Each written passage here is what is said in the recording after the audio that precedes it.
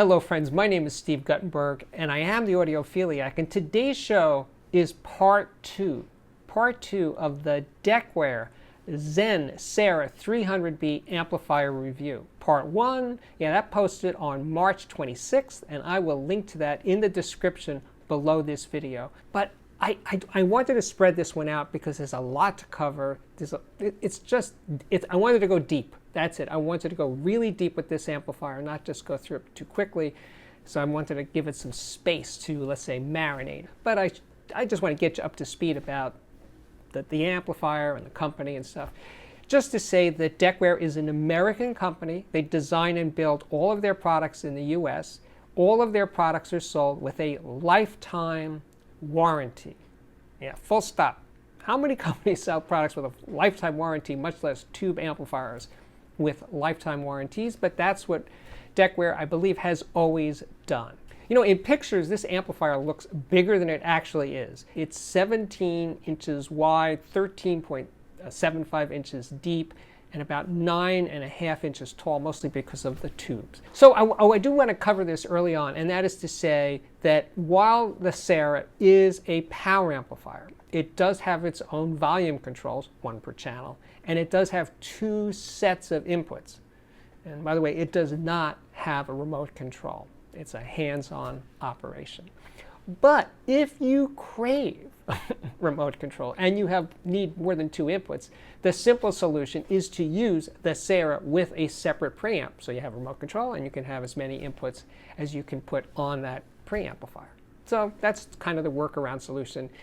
But to tell you the truth, I did wind up much preferring the sound not using a preamp. It's just that much better without the preamp. But if you need to go with the remote and multiple inputs, that's kind of the workaround solution. So in part one of this review, I mostly listened to the Sarah with two sets of speakers, the Pure Audio Project Duet 15, large open baffle speaker, and also the Zoo Dirty Weekend 6. So this time, rather than just repeat what I did before, I teamed the Sarah with a speaker that I'm about to review, and I'll have more about that in a couple of weeks, and that is the Volti Raz, which has a horn mid-range and a horn tweeter, and it is really, really good. I'm very excited about finally being able to review a Volti speaker. So anyway, that is what most of my listening impressions for this part two of the review are based on listening with the Volti. Make note, there will be an Audiophiliac viewer system of the day later on in today's show. But as for the listening impressions, well, I started with this CD. I used to have the LP, can't find the LP. The CD of Crosby, Stills, Nash & Young, Four-Way Street. It's a live album, I think from 1970. It's a great recording. It is a great recording because it's one of those You Are There, and it has two CDs. One CD is all acoustic, the other one is all electric. And I was listening to the acoustic set, and starting with Stephen Stills, he is in his, let's say, preacher mode. I mean, he is wailing. He is really hitting it hard, and he's playing piano, not an acoustic guitar. And he's just so good. But every one of them, especially Neil Young, wow. And all I can say is the Sarah just delivers the spark of life. These recordings are over 50 years old, and they feel so fresh and so happening right now in the moment. That is what makes this amplifier so darn special. Team with the right speaker, and I should have said this earlier, this is a 7-watt amplifier. You can't use it with a lot of speakers because they're just not going to be sensitive enough. They're not going to be the right match. That's why the three speakers I use, the Pure Audio Project, the Zoo, and the Volti, are high sensitivity speakers, easy to drive, and that's where the magic can happen. To continue, I played this recording by Stevie Wonder, Inner Visions. Now, I bought this record when it was brand new, meaning this LP of mine is over 50 years old, and yet it's got that spark, but it's not a great sounding recording in that it sounds too dark. The top end is rolled off, but the music just moves. This amplifier communicates rhythm, just the forward motion of music so well. Actually, one of my friends was here just the other day listening to it, and he was bopping around in the chair. You can't sit still listening to the Sarah amplifier. It just communicates music that has that life force to it, that you want to react to it, as if they're actual human beings playing music in front of you.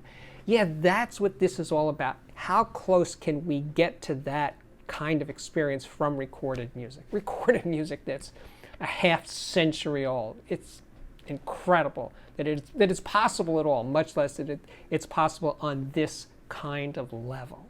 To continue, I played this John Lewis solo album. Now, John Lewis was in the Modern Jazz Quartet, but this is a solo outing, and it's great sounding. Really, really good.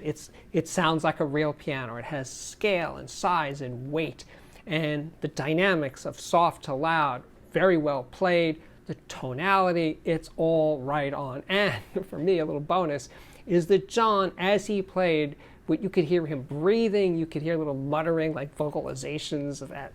He's so into it, and it just makes the experience more realistic, more like there's a human over there actually playing the piano. Really, really nice. And Sarah, this is exactly the kind of thing that Sarah does better than most other tube amplifiers, anywhere near this price, by the way. Now, of course, there are other amplifiers that do things better, but not at this price and not in this way. One other feature, so to speak, of the amplifier is that when teamed with a high sensitivity speaker, meaning like the Pure Audio Project or a Zoo or a horn speaker like the Raz, that you can play music very quietly and still feel good. Like you don't feel like you need to turn it up to get it. No, I got it, played very quietly and sort of at medium levels, and playing it loud. Now, loud for me, especially with the Raz, was in the mid 80 dB range for peaks. That was loud. That felt really good. But again, if you crave loud and you crave visceral excitement, a 7-watt amplifier is not going to float your boat. It's just not going to be the right one to go. So don't fool yourself that even with a really high sensitivity speaker, you can party with this amp like it's 100 watts or something, or 2 or 3. No, you can't. So the next recording, and I think I mentioned this one before, by the Kronos Quartet. It's a string quartet with these 4 singers singing individually, separately, and I gotta say, the sound of their voices, so well captured, and the balance between the voices and the strings. Now, this isn't classical music, this is folk music. And there's a soulfulness to it, in the folk sense of soulfulness. It's just really beautiful, really well recorded, well captured, and really, it's like there is no mix. It just feels like that's the way it sounded. They captured musicians playing together in a room. And with an amp like the Sarah, got to bring it back to Sarah, you really feel that connection. Now, I did spend some time comparing 2 sets of 300B tubes. One is the Wathren Kyratone 300B, and also, well, many people consider the gold standard in 300B sound right now, and that is the Western Electric 300B. They're currently in production here in the United States and sold with a lifetime warranty. That's remarkable right there. Very few tubes have warranties at all, or much more than 90 days or so. This is a 5-year warranty. They're expensive tubes, $1,500 a pair. And, well, first of all, the Westerns really excel at clarity and purity, just even more than clarity. It's a purity to the sound that is really gorgeous. So the Wathrens are not as pure. But you know what? I didn't go back and forth that many times because I was really satisfied with the sound of the Wathren tubes. So for me, if I was going to buy this amplifier, I don't know, I think I'd be leaning more towards just buying the Wathren tubes. They're not as pure, they're not as clear, but they're certainly pure and clear enough. They definitely have a lot of 300B magic. So I like both, but there's a big difference in price, and I would go with the Wathren tubes. So then, to continue, I wanted to compare the Sarah with the Linear Tube Audio 40, which is a 50 watt per channel tube power amplifier, and I was using the Linear Tube Audio Micro preamplifier with that. And I'm playing Lou Reed's Transformer album, and the track Vicious was more vicious, more edge to it with the linear tube audio combination. It just did. It had more spring in its step. It just delivered power in a different way, which is interesting because I wasn't playing it that loud, definitely in the high 70s or something, within the range, a possibility for the Sarah's 7 watts. So it wasn't that one was 50 watts and one was 7. They were both, well, the Sarah was still in its range. And yet, I felt that the difference in delivery between the LTA and this was definitely obvious. And then when I played Walk on the Wild Side, the bass, there's actually 2 bass instruments playing at the same time, an acoustic bass and an electric bass in sync with each other. And the tactileness, the palpability of those basses was more apparent and clearer with the LTA 40 than with the Sarah. But Sarah was no slouch, but I'm just saying in this competition, the win goes to the linear tube audio combination. And backtracking for just a second, when I used the LTA preamplifier driving the Sarah amp, I got a bit more of that push, more weight, more texture, more oomph in the bottom end with the Sarah team with the linear tube preamplifier, with some sacrifice in transparency of just straight into the Sarah. We're going to do this. So Steve, what do you really think? What do you really think of the DECWARE Zen Sarah 300B? You know, the 300B may be a vacuum tube, but there's magic in those 300B tubes. That a great amplifier like the Sarah lets you taste it, and touch it, and feel music in a different way. Right now, Sarah is still selling at its introductory price, which is $4,200 without tubes, because some people just want to buy their own tube separately, or with the most basic tube set, $4,830. But that introductory price will soon go up. I don't know what it's going to go up to, and I don't know exactly when, but it will go up sometime this summer. So even though the waiting list is long, if you're interested, it's better to move now than to wait till later because you're going to pay more money. So anyway, I just putting it out there. I also want to make note that I know a few people in my vicinity here that bought DECWARE amplifiers, and every single one absolutely loves it.